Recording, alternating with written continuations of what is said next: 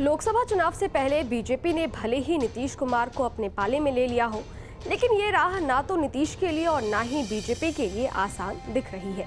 ऐसा इसलिए क्योंकि खुद को बीजेपी का हनुमान बताने वाले चिराग पासवान के तेवर फिर से बदले बदले नजर आ रहे हैं। दरअसल जिस तरीके से चिराग अपने रैलियों में ये दावा कर रहे हैं कि हर पार्टी उन्हें अपने पक्ष में करना चाहती है, वो ये भी कह रहे हैं कि जहां से उन्हें बेहतर ऑफर मिलेगा वो उस तरफ झुक सकते हैं।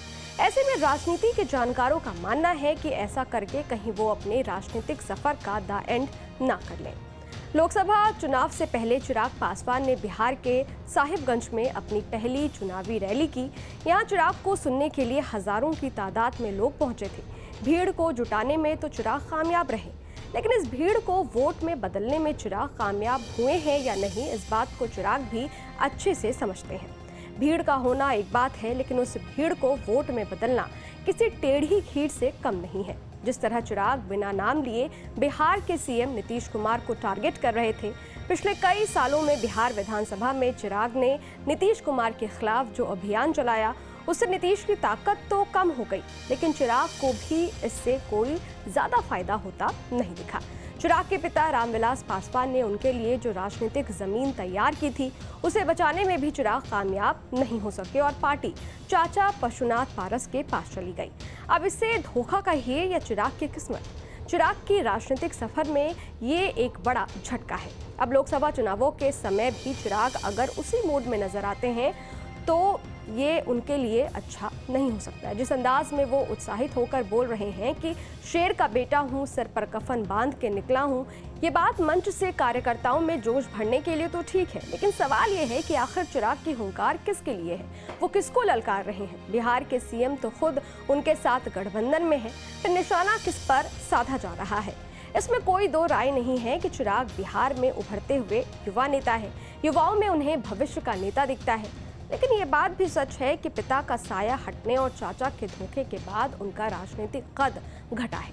चाचा पशुपतिनाथ पारस द्वारा एलजेपी के दावे किए जाने के बाद चिराग ने नई पार्टी एलजेपी रामविलास बनाई। इससे वो इकलौते सांसद हैं। साल 2019 में एलजेपी के 6 सांसद थे, लेकिन चाचा पशुपतिनाथ पारस ने 5 सांसद अपने खेमे में लेकर पार्टी और सिंबल पर दावा ठोक दिया। चिराग ने चाचा के दावे को चुनाव आयोग में चुनौती दी। आयोग ने पार्टी का नाम और सिंबल दोनों को सीज कर दिया। अब चाचा ने राष्ट्रीय लोक जनशक्ति पार्टी बना ली और चिराग ने एलजेपी रामविलास नाम से पार्टी बनाई। इस बार दोनों ही खेमे एनडीए में हैं। मतलब ये कि एनडीए में चिराग के 2 धुर विरोधी मौजूद हैं, एक चाचा पशुपति पारस और दूसरे नीतीश कुमार। यही वजह है कि बार बार ये सवाल पूछा जा रहा है कि चिराग के निशाने पर कौन है, वो किसके खिलाफ चुनाव मैदान में है।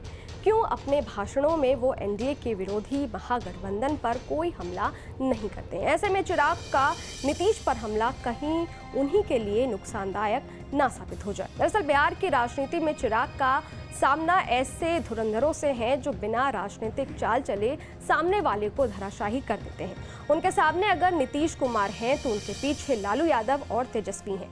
उनके साथ बीजेपी तो है, लेकिन बीजेपी के पास बिहार में कोई बड़ा चेहरा नहीं है, इसलिए उन्होंने फिर से नीतीश को ही चुना है। चिराग को ये बात समझने की जरूरत है। 2020 में बिहार विधानसभा चुनाव में बिना किसी गठबंधन के लोक जनशक्ति पार्टी को चुनाव मैदान में उतारा था। शायद ये भी उनकी एक अपरिपक्वता का उदाहरण था। हालांकि विधानसभा चुनावों में पार्टी को करीब 7% वोट जरूर मिले थे। चिराग ने जिस तरह से रैली के दौरान ये संकेत दिया है कि वो बेहतर विकल्पों पर विचार कर रहे हैं, उससे चिराग पासवान भूल रहे हैं कि पार्टियां उनके नारे और दृष्टिकोण से नहीं, बल्कि उनके पास जो 7% पासवान वोट हैं उनके लिए पूछ रही है। चिराग जिस तरह साफ साफ बीजेपी को संकेत दे रहे हैं कि वे महागठबंधन की तरफ भी कदम बढ़ा सकते हैं, वो उनके लिए खतरनाक हो सकता है, बीजेपी के लिए नहीं, क्योंकि राज्य में अस्तित्व का संकट चिराग पर मंडरा रहा है, बीजेपी पर नहीं।